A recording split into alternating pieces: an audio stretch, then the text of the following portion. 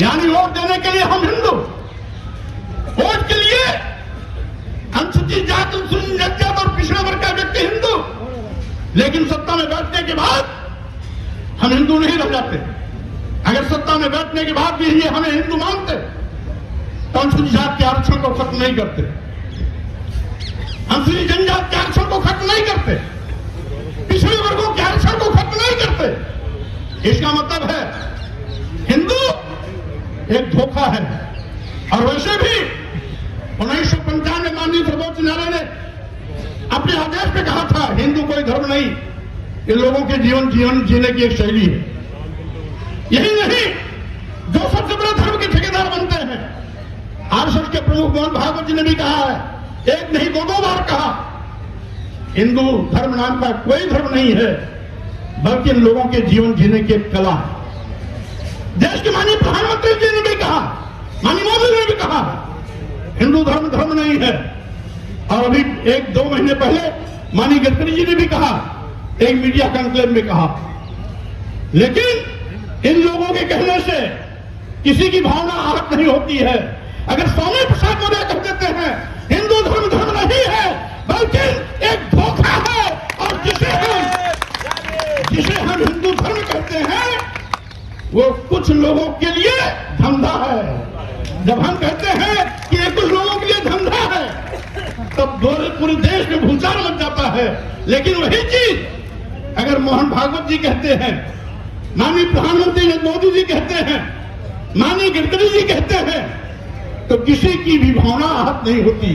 अगर वही चीज स्वामी प्रसाद मौर्य कह देते हैं तो लोगों की भावना इतनी कमजोर होती है कि उनकी भावनाएं आहत हो जाती है।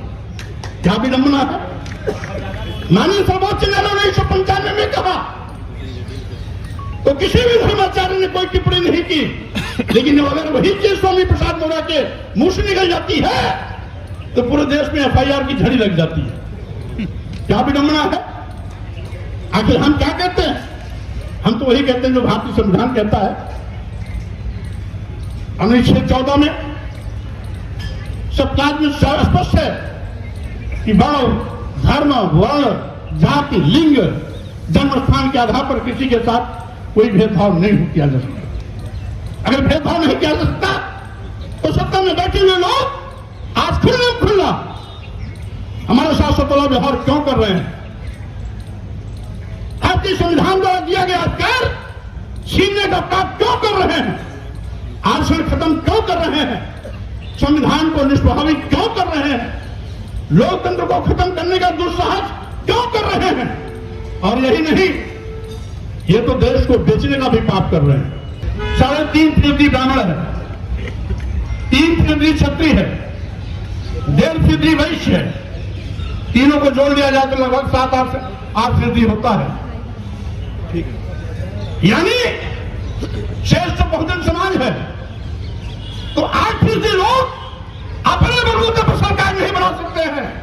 उन्होंने हमारी बहुजन समाज की ताकत को तोड़कर हिंदू के नाम पर ठक्कर के बहका करके अपना उल्लू सीधा करने का काम किया। अनुसूचित जाति, अनुसूचित जनजाति और पिछड़े वर्गों के आरक्षण को लगातार खत्म करने में लगे हुए हैं। आज भारतीय संविधान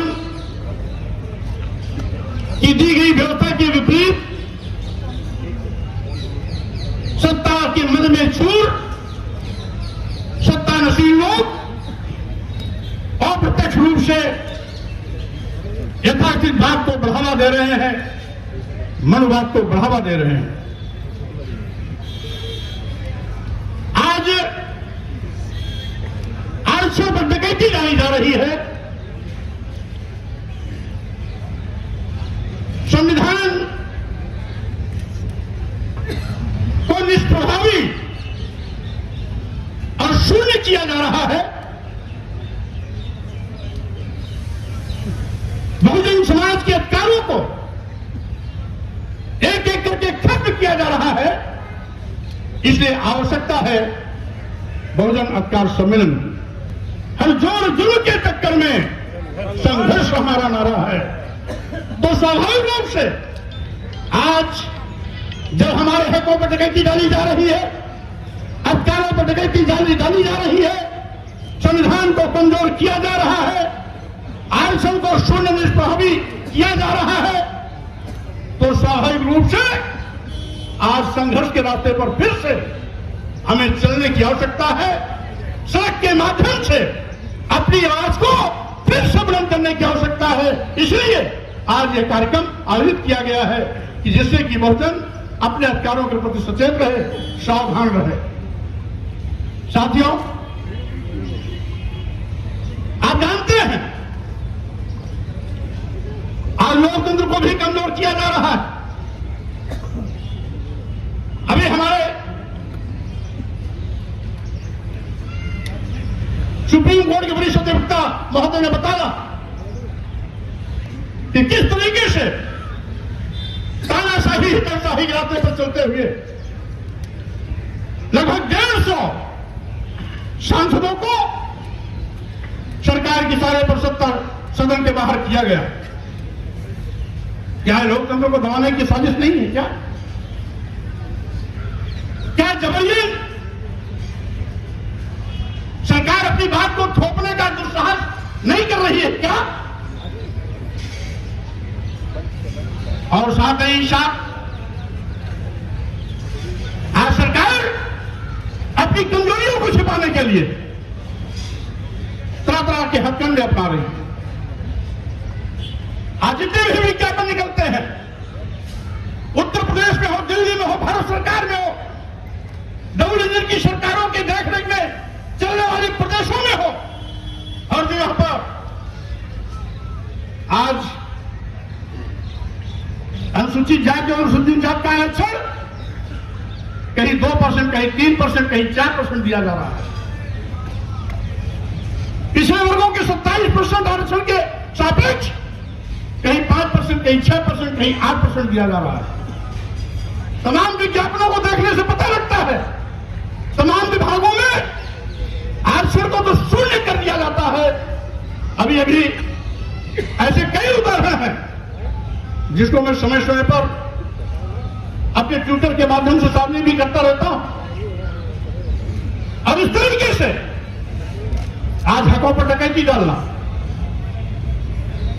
साथियों, उसमें बहुत कुछ भूमिका हमारी आपकी भी है।